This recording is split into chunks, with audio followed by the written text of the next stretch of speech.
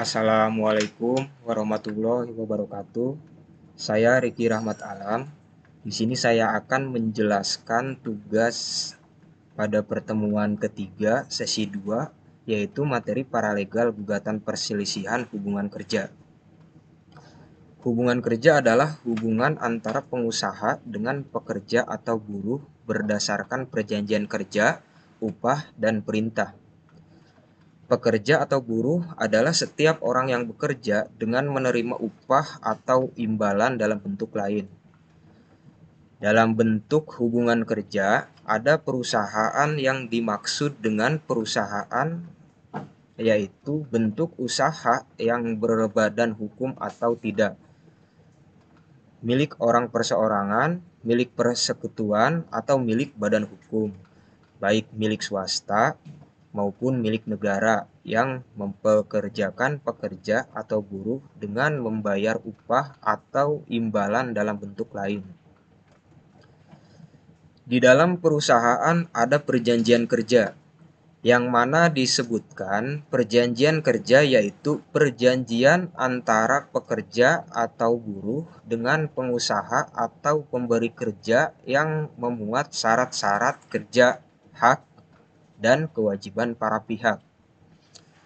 Di dalam perjanjian kerja ada peraturan waktu yang sudah ditentukan oleh perusahaan atau biasa disebut PKWT, yang berarti perjanjian kerja waktu tertentu. Yang berarti perjanjian kerja antara pekerja atau buruh dengan pengusaha untuk mengadakan hubungan kerja dalam waktu tertentu atau untuk pekerja tertentu. Ada juga perjanjian kerja waktu tidak tertentu atau yang biasa disingkat PKWTT, yang mana dimaksud dengan perjanjian kerja waktu tidak tertentu adalah perjanjian kerja antara pekerja atau buruh dengan pengusaha untuk mengadakan hubungan kerja yang bersifat tetap. Adapun peraturan perusahaan adalah peraturan yang dibuat secara tertulis oleh pengusaha yang memuat syarat-syarat dan tata tertib perusahaan. Pelaksanaan perjanjian kerja waktu tertentu didasarkan atas jangka waktu atau selesainya suatu pekerjaan tertentu. Perjanjian kerja waktu tertentu tidak dapat diadakan atau pekerjaan yang bersifat tetap. Perjanjian kerja waktu tertentu berdasarkan jangka waktu dibuat untuk pekerjaan tertentu.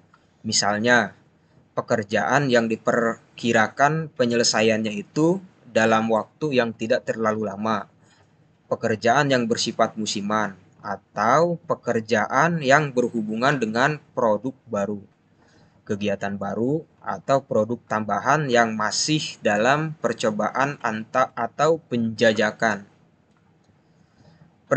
Perjanjian kerja waktu tertentu berdasarkan selesainya suatu pekerjaan yang berarti pekerjaan yang sekali selesai atau pekerjaan yang sifatnya sementara. Pelaksanaan waktu kerja dan jam bagi pekerja atau buruh yang dipekerjakan pada sektor usaha atau pekerja tertentu yang menerapkan waktu kerja kurang dari ketentuan dapat diatur di dalam perjanjian kerja, peraturan perusahaan, atau perjanjian kerjasama. Di dalam sebuah perusahaan, biasanya ada waktu kerja lembur untuk pekerja atau buruh. Untuk pelaksanaan waktu kerja lembur harus ada perintah dari pengusaha atau persetujuan dari pekerja atau buruh yang bersangkutan secara tertulis dan atau melalui media digital. Perintah dan persetujuan dapat dibuat dalam bentuk daftar pekerja atau buruh yang bersedia bekerja lembur yang ditandatangani oleh pekerja atau buruh yang bersangkutan dan pengusaha. Pengusaha harus membuat daftar pelaksanaan kerja lembur dan lamanya waktu kerja lembur. Perusahaan yang mempekerjakan pekerja atau buruh selama waktu kerja lembur berkewajiban untuk membayar upah kerja lembur, memberi kesempatan untuk istirahat secukupnya, dan memberikan makanan dan minuman. Pemberian makanan dan minuman tidak dapat digantikan dalam bentuk uang. Mungkin itu saja yang bisa saya sampaikan. Kurang lebihnya saya mohon maaf. Wassalamualaikum warahmatullahi wabarakatuh.